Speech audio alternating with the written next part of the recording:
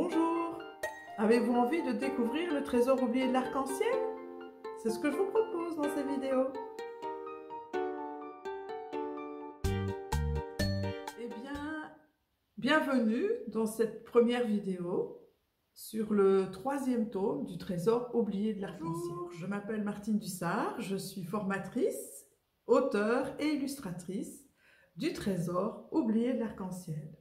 8 tomes qui sont pour les grands et pour les petits. Et j'ai aussi écrit et illustré les ressources des familles d'âme, la spiritualité à votre portée.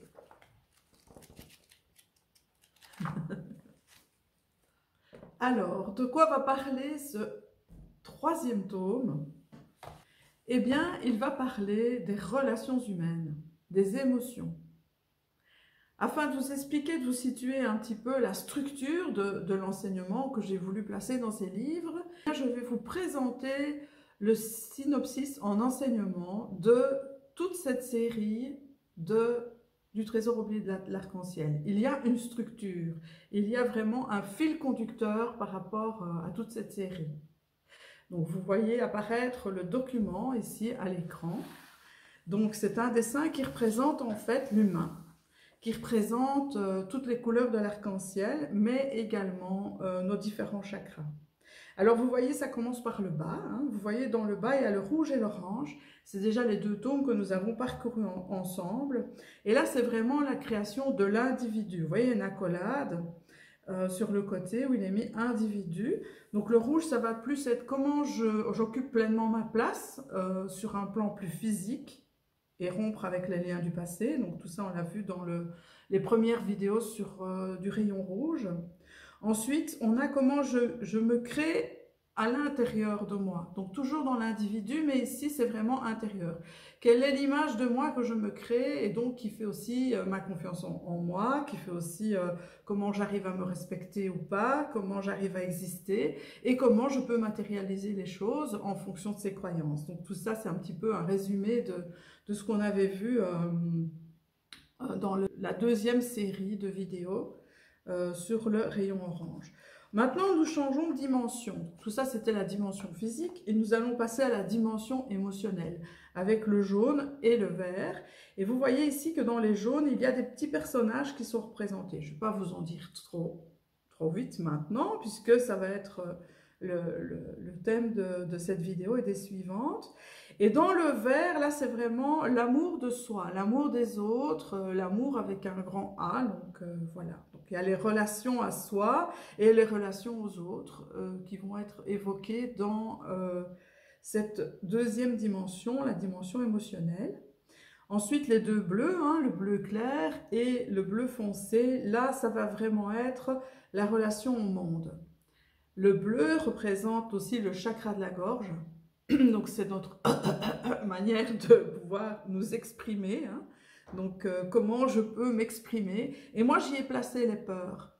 Parce que bien souvent, ce qui fait que l'on n'ose pas s'exprimer, c'est la peur. La peur du jugement, la peur d'apparaître, la peur...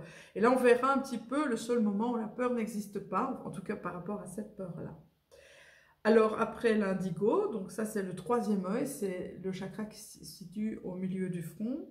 Et là, c'est vraiment trouver l'équilibre entre mon intuition et mon mental, qui est très très puissant. Et voilà, donc on va un petit peu voir cet équilibre et on arrive dans une dimension déjà plus spirituelle. Alors d'emblée, je vous explique que quand je parle de cette dimension spirituelle, je mets toujours tout au conditionnel, hein. Je l'ai déjà dit, je ne veux pas dire c'est la vérité vraie, c'est à vous de vous faire votre propre interprétation et de garder tout votre discernement. Et puis nous passons donc à la 4e dimension, donc qui est plus la dimension spirituelle, la relation à l'univers, avec le chakra de la couronne, donc qui se trouve au sommet de la tête, donc c'est le violet. Et là, on verra justement qu'on peut s'ouvrir à une autre conscience qui a un lien justement avec tous les êtres vivants et qui sont ici sur la planète. Donc, on verra un petit peu tout ça. Et alors, la découverte du trésor, donc, qui est donc le dernier tome, Là, on parlera aussi de l'alchimie, on parlera des familles d'âmes et de découvrir justement quel est ce fameux trésor de l'arc-en-ciel. Donc voilà, ça c'est tout le programme ici de ces différents tomes finalement. Pour vous situer un petit peu, donc nous sommes aujourd'hui dans le jaune. Voilà, le rayon jaune ici fait partie d'un ensemble d'enseignements qui a une structure. Et nous allons directement continuer cette aventure de Sancha. Eh bien, donc comme vous le savez, chaque aventure, chaque livre commence dans notre monde et ensuite se termine dans notre monde. Et entre les deux, Sancha parcourt un monde où il n'y a pas de temps, il n'y a pas d'espace, hein, donc c'est le monde de Gaudi. Et nous allons un petit peu voir ce qui va lui arriver dans cette aventure. Donc voilà, l'histoire commence ici, dans sa famille, donc, où il y a une petite crise à la maison. Vous voyez la maman ici au-dessus qui dit « Allez ma petite chérie, maman est fatiguée, sois gentille. »« Non, je ne veux pas y aller, non, non, non, non !» Voilà, la petite sœur fait une colère. Et puis Sancha dit « Attends maman, je vais lui parler. Je n'y arrive pas, c'est trop difficile. » La pauvre maman est complètement dépassée. Et puis Sancha va essayer de trouver de l'aide auprès de son papa. Hein, donc voilà, c'est ici. Viens m'aider, maman ne s'en sort pas avec Anaïs. J'ai du travail, j'ai pas le temps. Que le papa, lui, il n'en a pas grand-chose à faire. Et puis Sancha, lui, va de l'un à l'autre. Papa, arrête Anaïs, on va trouver une solution. Ça va aller, maman. Donc ce pauvre Sancha essaye d'aller un petit peu, donc voilà, ici, un petit peu chez les trois autres personnes pour essayer de trouver une solution. Et puis au centre, salut la compagnie, c'est la crise à la maison. Voilà, donc ce pauvre Sancha est bien en difficulté avec sa famille. Et donc ici, on peut voir Sancha dans son fauteuil qui dit « Il y a des jours où rien n'est simple. » Salut, ça arrive aussi ce genre de situation chez toi? Et vous, ça arrive aussi, surtout que là, nous sommes confinés. Est-ce que tout se passe au plus clair avec les relations? Justement, ce livre va peut-être vous donner des pistes. Et là, il voit Guidéry qui est sous le lit. « Hé Guidéry, tu es là? Tu as vu ce qu'il passe ici? » Et Guidéry répond « Oui, j'ai vu. Ah, les humains, drôle de race. Allez, on y va. » Et là, hop, voilà que Sancha se retrouve dans une bouteille et qu'il dit « Ça va pas recommencer. » Ben oui, le pauvre, il avait été ligoté dans l'autre tome, vous vous rappelez? Et là, dans sa bouteille, il retrouve chakra d'arc-en-ciel. Bonjour Sancha, que fais-tu dans la bouteille des émotions? Je n'en sais rien. Si tu te retrouves dans la bouteille jaune, c'est que tu mijotais dans tes émotions.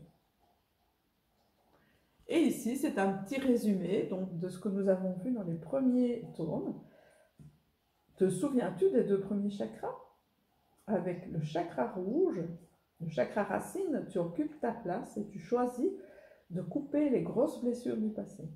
Avec l'orange, chakra sacré, tu crées une image de toi et tu crées ta vie en changeant les données de ton jeu de cartes. Avec le jaune, tu vas apprendre les émotions et le grand jeu des relations humaines. Tu découvriras l'équilibre de ce chakra, ce qu'il fait rayonner ta lumière intérieure. C'est ce chakra d'ailleurs appelé le plexus solaire. Et là, Sancha lui dit « Alors tu vas m'expliquer ce qui m'arrive avec ma famille. » Et là, on peut déjà voir que la petite sœur, vous voyez, elle est dans du rouge, ici sur le côté. La maman, elle est dans du jaune, le papa dans du bleu, et Sancha, lui, dans du violet. Vous allez comprendre ces quatre émotions, ces quatre comportements, comment ils fonctionnent et comment ils interagissent les uns avec les autres. Alors, ce que nous allons voir ici, c'est vraiment très, très, très important. Moi, ça a vraiment changé la dynamique chez moi, dans ma famille, quand j'ai pu... Ensuite, Sancha, ici, est avec ses amis et il verse du liquide, le liquide de la bouteille jaune. Regarde, qu'est-ce que c'est que ce truc? Ce petit animal émotionnel qui vit en chacun de nous. Chez certains, il est très grand et c'est lui qui a le pouvoir. On a vraiment besoin de ce petit animal-là. Donc là, on voit Sancha ici en tout petit. Oui, il faut apprivoiser, il canalise nos émotions et il est bon d'apprendre à le connaître. Et là, on voit ce petit personnage. Oups, oups, oups, oups. On voit ce petit personnage ici.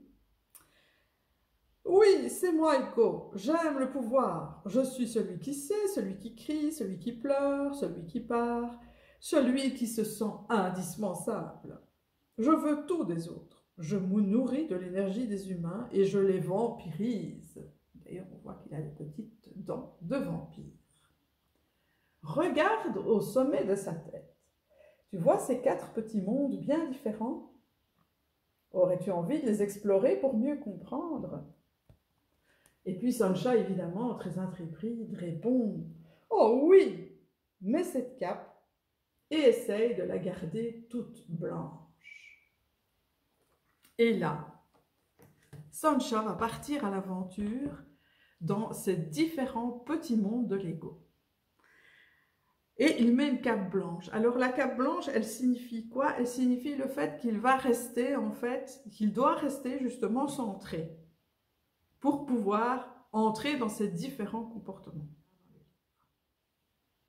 Et bien voilà, je vais en rester ici pour cette vidéo. Je pense que vous avez déjà quelques éléments, on continuera et reste. Donc voilà, je vous souhaite le meilleur et je vous dis à tout bientôt pour la suite des aventures de Sancha. Et partagez, à commenter, laissez-moi des petits commentaires.